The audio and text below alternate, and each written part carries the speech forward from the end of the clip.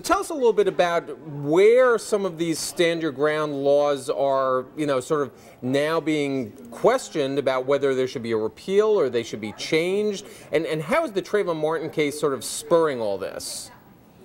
Yeah, well, the Trayvon Martin case obviously put a spotlight on the stand your ground laws. These are laws that give wide latitude to people to respond to perceived attacks with deadly force. They've been laws that are sort of part of this stand your ground family have been passed or in effect in roughly half the states in the U.S. And because of some of the outcry over these laws and criticism that they lead the way to vigilantism, you're starting to see some pushback in a number of states. There are lawmakers in Georgia and South Carolina and Florida, Wisconsin, Texas, that are all have either filed or are planning to file bills that would repeal their stand your ground laws. And as well, there are a few states, Alaska and Iowa, where measures that were part of the stand your ground family have stalled out this year, partly as a result of the outcry over the Trayvon Martin case. Arian, let me ask you a question. It's Evan. Where does the origin of the stand your ground laws come from? And by that I mean, is this where, I don't think we have them here in New York. Where did they originate from? And was the purpose so that people who were, say, at their own home and the home was being robbed could, quote unquote, use deadly force against an intruder? Sort of known as the castle doctrine. Yeah, or is it really for people just happen to be on the street somewhere, quote unquote, standing their ground? Yeah, well, the castle doctrine, which is this, this concept that you do not have to retreat if you are in your home, is a long-standing doctrine that's been around for more than a century. I mean, it traces its roots far back. But what happened in Florida in 2005, the lawmakers here decided that you needed to, they wanted to extend the protection and eliminate the duty to retreat outside of the home.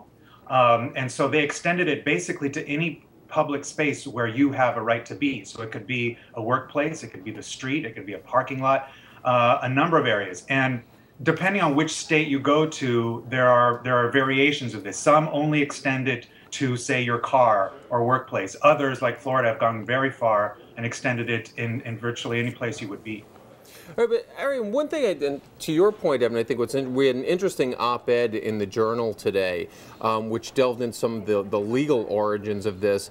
And what's interesting is that it pointed out that California has had a stand your ground law for 150 years before Florida, because this all goes back to the difference in the eastern states that the laws devolved from English common law.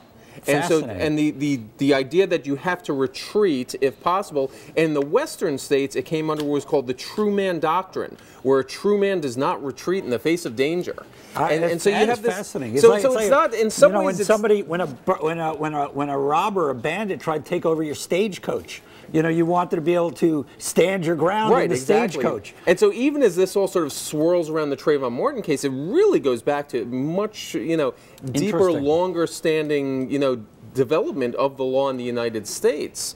So, Arian, tell us now, how likely is it going to be that there are going to be changes in some of these laws in states that have stand your ground laws? Well, it's a real uphill battle because, a prime backer of laws like this is the National Rifle Association, which is a potent lobbying force in numerous states around the country. Those who are pushing for repeal or modification of these laws are often in states that have Republican control of the legislature, and they're being pushed by the proposals to change them are being pushed by Democrats.